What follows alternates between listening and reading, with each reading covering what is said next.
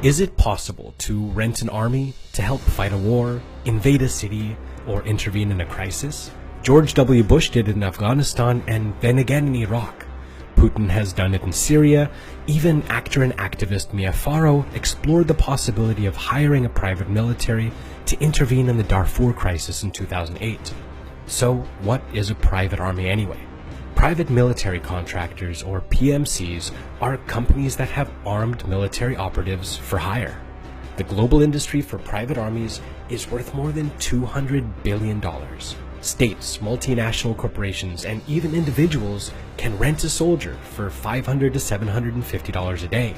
They can do anything from assisting in conflict to protecting officials and natural resources such as oil fields, training military, or simply providing logistics. Private armies are similar to mercenaries that have existed for centuries. While mercenaries are uncontrolled individuals, PMCs are regulated corporate businesses who can legally hire mercenaries. In the 1990s, private armies boomed when states started to downsize their militaries after the end of the Cold War. These private corporations hired laid-off soldiers, and states began outsourcing some of their military functions to private contractors. And soon it began to change the course of wars. In 1995, Sierra Leone was in the midst of a civil war, and the rebels were going to overtake the government and the capital, Freetown.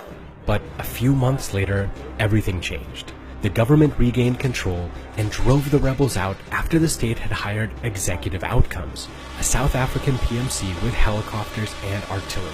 But the use of PMCs has always been controversial. Critics say it allows governments to participate in questionable activity without getting their hands dirty.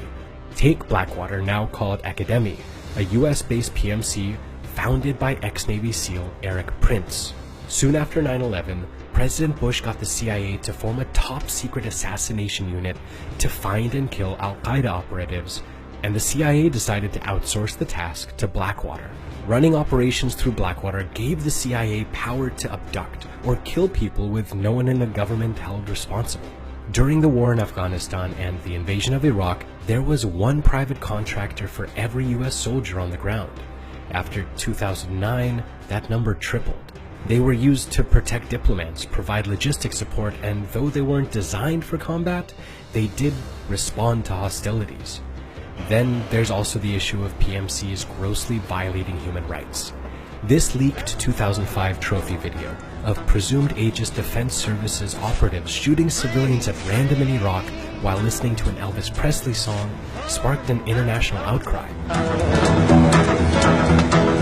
In 2007, 4 Blackwater guards were involved in a shootout in Iraq, leading to the death of 17 civilians. The Iraqi government called the civilian deaths a killing, but due to the murky legal status of the contractors, they couldn't be prosecuted under Iraqi law.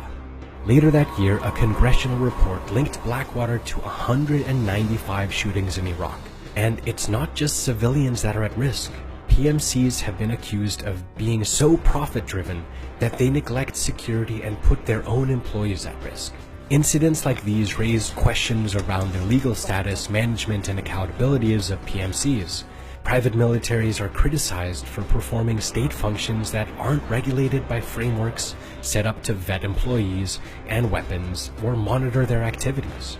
In 2008, the Montreux document was launched by the Red Cross and guides state use of private military and security companies. But the document is not legally binding and doesn't hold states or PMCs accountable.